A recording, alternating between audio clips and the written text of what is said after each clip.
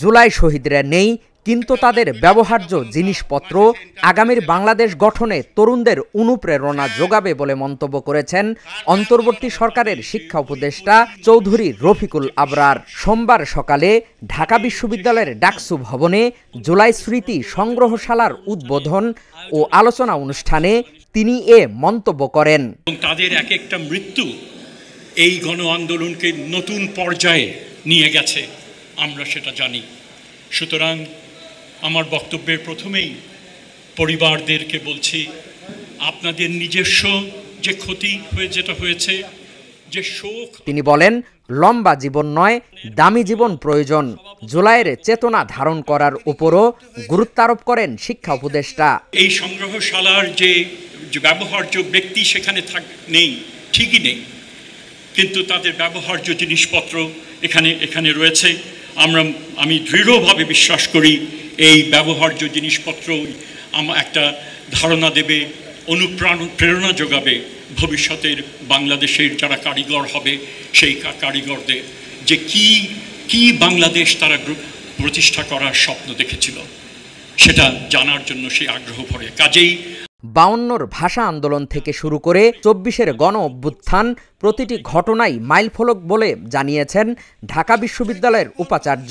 আমাদের 1952 ভাষা আন্দোলন থেকে শুরু করে 68, 69, 1971-এর মহান মুক্তিযুদ্ধ, 1990, 2024 এই প্রতিটি ঘটনা জাতীয় পরিচায়ক মাইলফলক।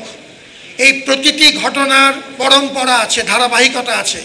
এই ঘটনাগুলো আমাদের ইতিহাস তৈরি করেছেন, জাতি হিসেবে আমাদেরকে ঐক্যবদ্ধ করেছেন। এদেরকে কোনোভাবেই মুখামুখি দাঁড় করানোর কোনো দুরভিসন্ধি আমরা বাস্তবায়িত হতে দেব না। অনুষ্ঠানে বক্তব্য দিতে গিয়ে আবেগ আপ্লুত হন জুলাই শহীদদের পরিবারের সদস্যরা। তারা জানান, এই সরকারের আমলেই তারা জুলাই গণহত্যার বিচার চান। শহীদদের যে স্বপ্ন ছিল বৈষম্যহীন বাংলাদেশ, এই বৈষম্য যেন দেশ থেকে দূর হয়, নতুন করে কাউকে যেন আর এই ন্যায্য দাবির জন্য রাজপথে এইভাবে জীবন দিতে না হয়। জুলাই গণ অভ্যুত্থানে যারা শহীদ হয়েছে তারা সকলে যেন ন্যায় বিচার পায়।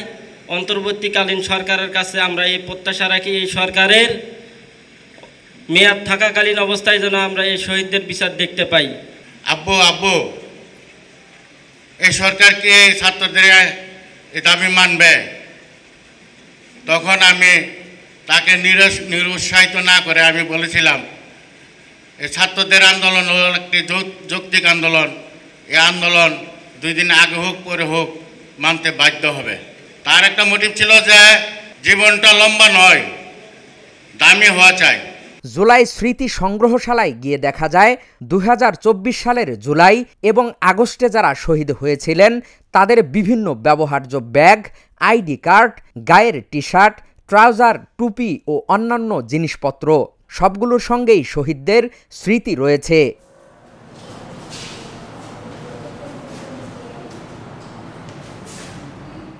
জুলাই শহীদদের রক্তের উপরে দাঁড়িয়েই বর্তমান সরকার প্রতিষ্ঠিত হয়েছে।